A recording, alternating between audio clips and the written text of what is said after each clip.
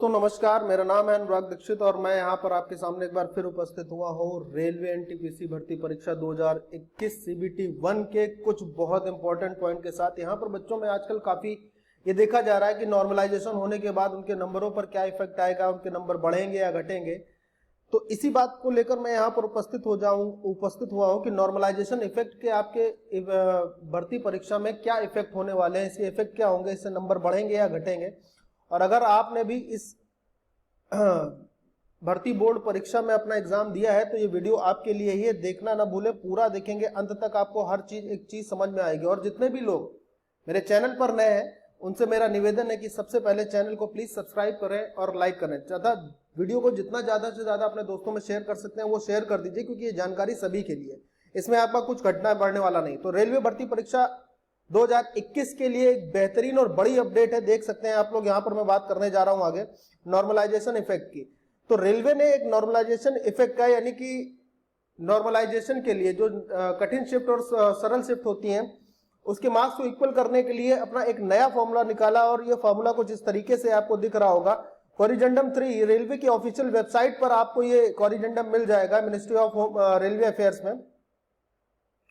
Normalisation के लिए उन्होंने एक ये नया फॉर्मूला निकाला। इसमें क्या चीजें कैसे होती हैं ये मैं आपको समझाऊंगा और उसके बाद आपको ये समझ में आने लगेगा कि नॉर्मलाइजेशन रेलवे के द्वारा किस तरह से किया जाता है और इसका इफेक्ट क्या पड़ने वाला है। ठीक है, तो देखिए, पुराने फॉर्मूले और नए फॉर्मूले में जो फर्क है वो सिर्फ इस बात का है कि पुराने फॉर्मूले में इस चीज की जानकारी नहीं थी। ये क्या है ये मैं भी आपको बताऊंगा और पुराने फॉर्मूले से इसका कंपैरिजन भी कर दूंगा। साथ साथ ये भी बताऊंगा कि इस फॉर्मूले के तहत जो नॉर्मलाइजेशन होगा उसमें आपको नंबर कैसे मिलने वाले हैं। तो देखिए, एमआईजे का मतलब होता है normalized mark of the jth candidate of ith shift. जितनी भी शिफ्ट एग्जाम की हुई है उसमें जितने भी बच्चे बैठे हैं उसको शो किया गया है एमआईजे से। इसका कोई आपको वो नहीं करना है, ये नॉर्मलाइजेशन मार्क्स है। अब मैं बात करता हूं पहला जो लिखा है एमजीटी, यानी कि ये वाला भाग लिखा है, ये क्या है?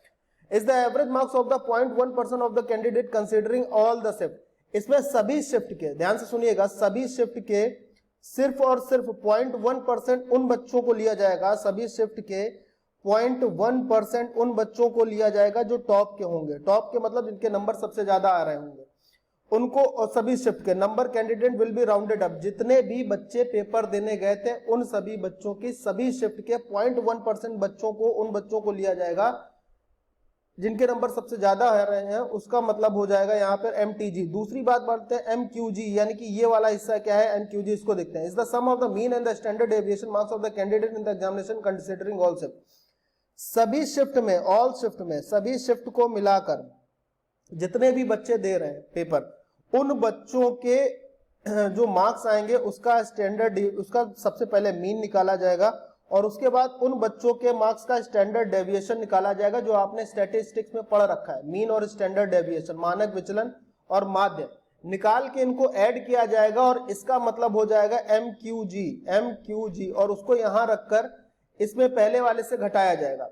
तीसरी बात आते हैं ऊपर, ये सभी शिफ्ट के लिए ये कॉमन पार्ट है। ऊपर वाला ये जो पार्ट है, ये वाला पार्ट, ये सभी शिफ्ट के लिए कॉमन पार्ट है, मतलब ये कॉमन रहेगा ही रहेगा, इसको आप हटा नहीं सकते हैं, इसको कोई भी नहीं हटा सकता। ठीक है, अब हम आगे की बात करने जा रहे हैं। यहां पर लिखा हुआ है एमटीआई, यानी कि ये वाला हिस्सा, ये वाला हिस्सा, ये क्या है MTI? Is the average marks of the top 0.1% candidate of the first shift in the first shift. ठीक, ith शिफ्ट, जो भी शिफ्ट है आपकी, इसमें जो भी शिफ्ट रही है आपकी जिस डेट की, सपोज कर लीजिए किसी का पेपर 19 मार्च को था, किसी का पेपर 16 मार्च को फर्स्ट शिफ्ट सेकंड शिफ्ट में था, तो आपका जिस भी शिफ्ट में पेपर था, जिस भी शिफ्ट में आपका पेपर था, जिस भी शिफ्ट में आपका पेपर था, उस शिफ्ट के 0.1% टॉप बच्चों के एवरेज नंबर लिए जाएंगे। एवरेज नंबर जो लिए जाएंगे उस एवरेज नंबर को बोला गया है एमटीआई और उसको यहां पर रखा गया है। इसमें से माइनस किया जाएगा, इसमें से माइनस किया जाएगा एमआईक्यू। वो क्या है? The sum of the mean of the mark and the standard deviation of the ISF. मान लीजिए आपकी शिफ्ट थी 16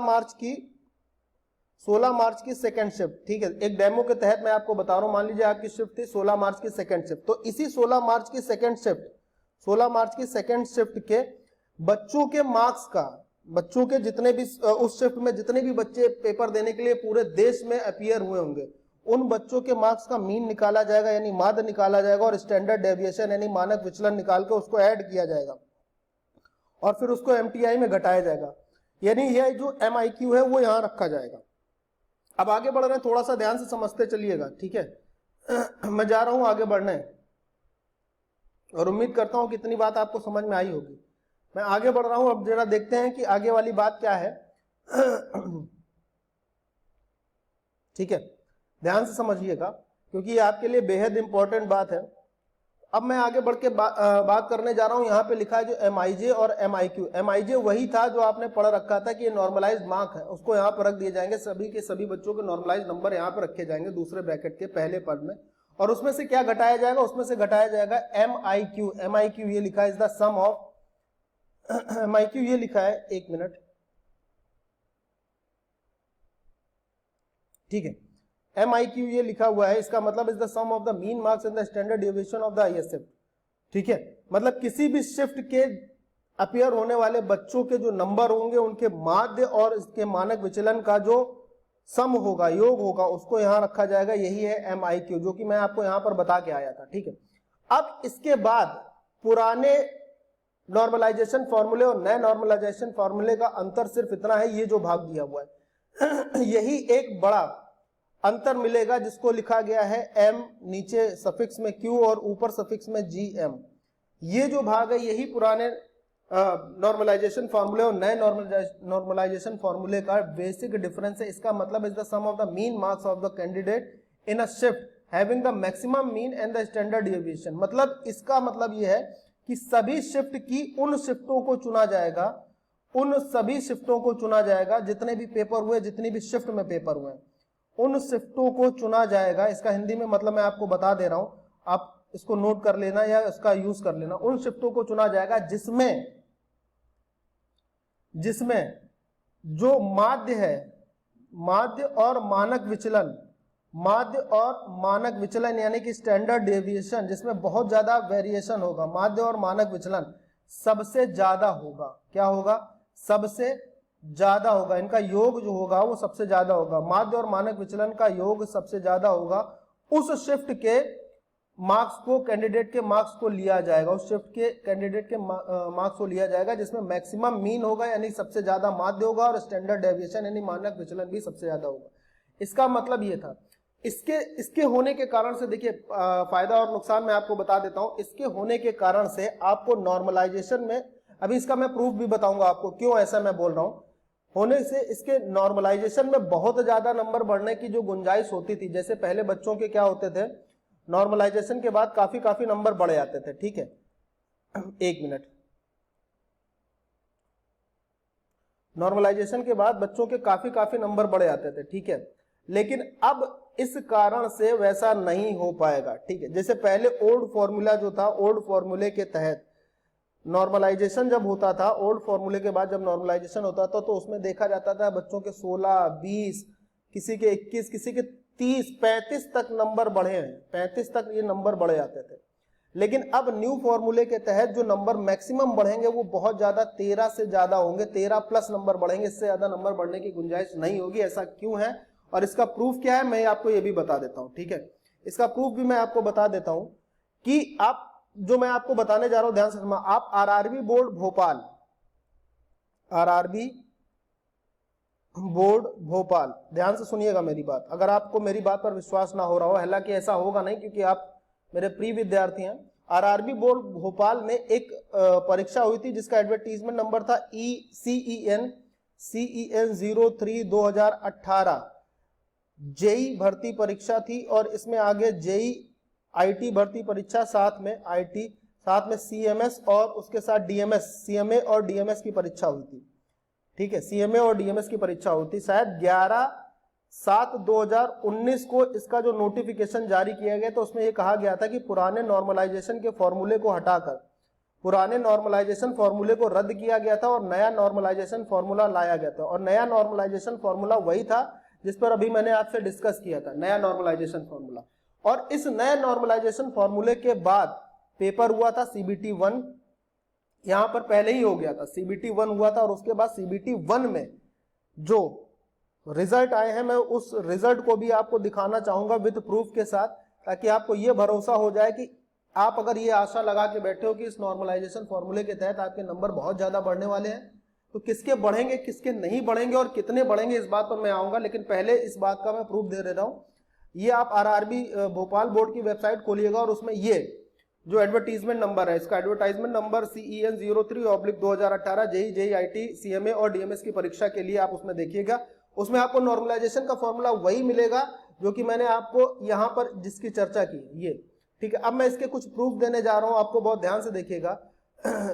यहाँ पर देखिए कुछ बच्चों ने अपने स्क्रीनशॉट भेजे थे जिन्होंने पेपर दिया था, तो मैं उस नए नॉर्मलाइजेशन फॉर्मूले के बाद आपको ये बताना चाह रहा हूं कि इससे नंबर का इफेक्ट कितना आएगा। जैसे बच्चों में ये बड़ी क्यूरोसिटी होती है कि सर कितने नंबर बढ़ेंगे कितने नंबर नहीं बढ़ेंगे, अगर टफ शिफ्ट है तो कितने बढ़ सकते हैं, सरल शिफ्ट थी तो कितने बढ़ेंगे, अगर मॉडरेट शिफ्ट थी तो कितने बढ़ेंगे। उसका प्रूफ भी मैं आपको आगे बताऊंगा, लेकिन पहले यहाँ पर मैं आपको प्रूफ देना चाहता हूँ। देखिए एक ये बच्चा था, इनका नाम, रजिस्ट्रेशन आईडी, रोल नंबर और डेट ऑफ बर्थ मैंने छुपा दिया, ठीक है। ये अजमेर भर्ती बोर्ड से इन्होंने परीक्षा दिया था। Total number of the question in the paper में 100 थे। इन्होंने एक भी क्वेश्चन ड्रॉप नहीं किया था और जो अटेम्प्ट किए थे क्वेश्चन 74 थे, जिसमें इनके सही हुए थे 53 और गलत हुए थे 23।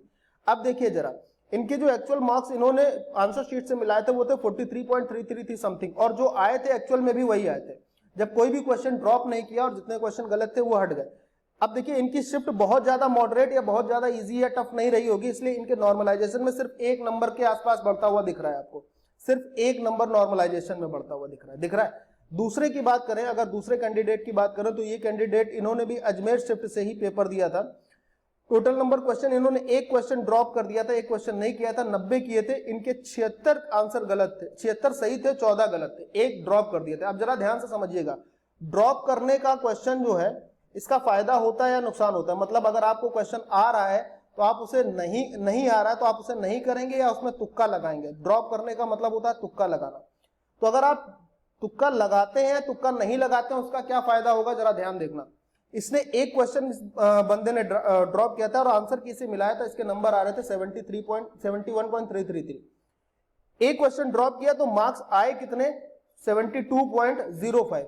लेकिन आरआरबी ने ये देखा कि भाई इसने एक क्वेश्चन ड्रॉप कर दिया, हो सकता है इसको क्वेश्चन ना आ रहा हो, तो इसके नॉर्मलाइजेशन में देखिए, नॉर्मलाइजेशन के मार्क्स कितने हो गए, 76, यानी लगभग आप देख रहे हो 5 नंबर बढ़ गए।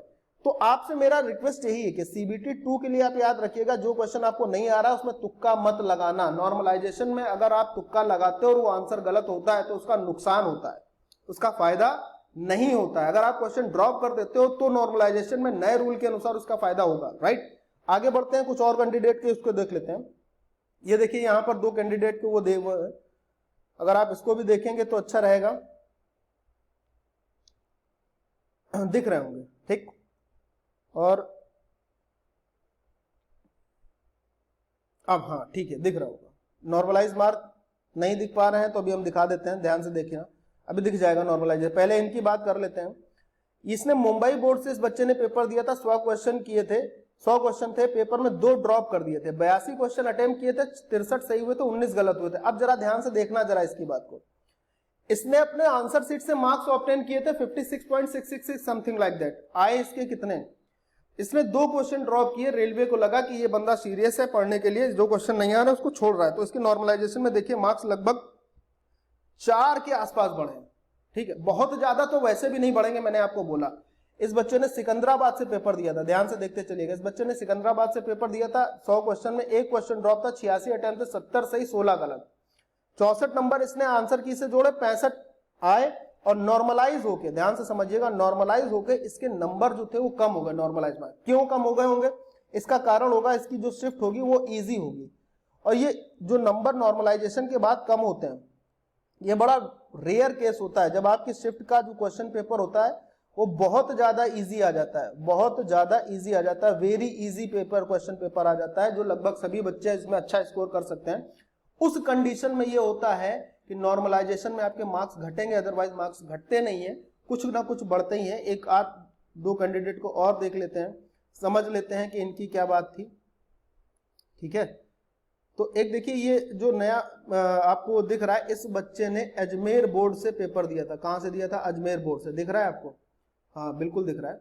अजमेर बोर्ड से इस बच्चे ने पेपर दिया था और इस बच्चे का ये दिखा कि 100 क्वेश्चन में एक क्वेश्चन ड्रॉप किया, 85 से किए थे क्वेश्चन, 72 सही 13 गलत। अब जरा ध्यान से देखिएगा, इस बच्चे का हिसाब देखिएगा, इसने क्वेश्चन किए 85 जिसमें इसके 72 सही हो गए, सिर्फ 13 ही गलत हुए। इसने नंबर जोड़े थे अपने 67 पॉइंट इतने आए इतने, लेकिन नॉर्मलाइजेशन के बाद इसके नंबर हो गए इतने। देखिए 10 के आसपास 10 प्लस नंबर बढ़े। ऐसा इसलिए हुआ होगा कि इसकी जो शिफ्ट होगी वो टफ शिफ्ट होगी, और टफ शिफ्ट में भी इसने अच्छा परफॉर्मेंस दिया।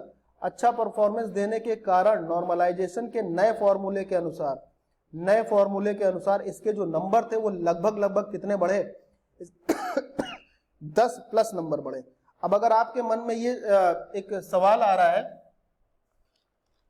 कि सर की एनटीपीसी में नॉर्मलाइजेशन के बाद कितने नंबर किस शिफ्ट के अनुसार बढ़ सकते हैं, टफ शिफ्ट में कितने नंबर बढ़ सकते हैं, नॉर्मल शिफ्ट में कितने नंबर बढ़ सकते हैं, इजी शिफ्ट में कितने नंबर बढ़ सकते हैं, तो एक एक सारी चीजों का मैं जवाब देने वाला हूं, और मैक्सिमम कितने नंबर बढ़ के नॉर्मलाइजेशन से बढ़कर मिल सकते हैं। तो ये देखिए सब मैं चीजों का जवाब देने वाला हूं। हालांकि इस बात का सही अंदाजा लगा पाना बहुत मुश्किल है, क्योंकि सारा डेटा अभी भी आरआरबी के पास ही है, रेलवे के पास ही। अगर वो डेटा रिलीज कर देगी तब तो उसका एनालिसिस करके आपको सही जानकारी दी जा सकती है, लेकिन यहाँ पर एक जो गेस है, एनालिसिस करने के बाद जो गेस मिल रहा है वो मैं आपको बता रहा हूं, और इससे बहुत ज्यादा इधर उधर मामला नहीं होने वाला। ठीक है, आप जरा ध्यान से समझिएगा।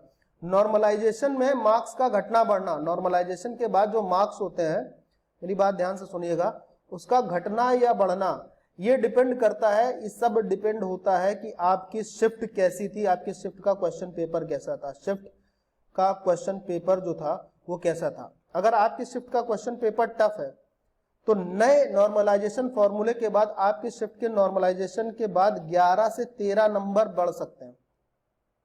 अगर आपकी शिफ्ट मॉडरेट है, मॉडरेट का मतलब औसत शिफ्ट है, तो आपके 8 से 12 नंबर बढ़ने के चांसेस है नॉर्मलाइजेशन के बाद। आफ्टर द नॉर्मलाइजेशन है ये मैं बता रहा हूं, ठीक है, कब है, आफ्टर द नॉर्मलाइजेशन, ध्यान से समझना।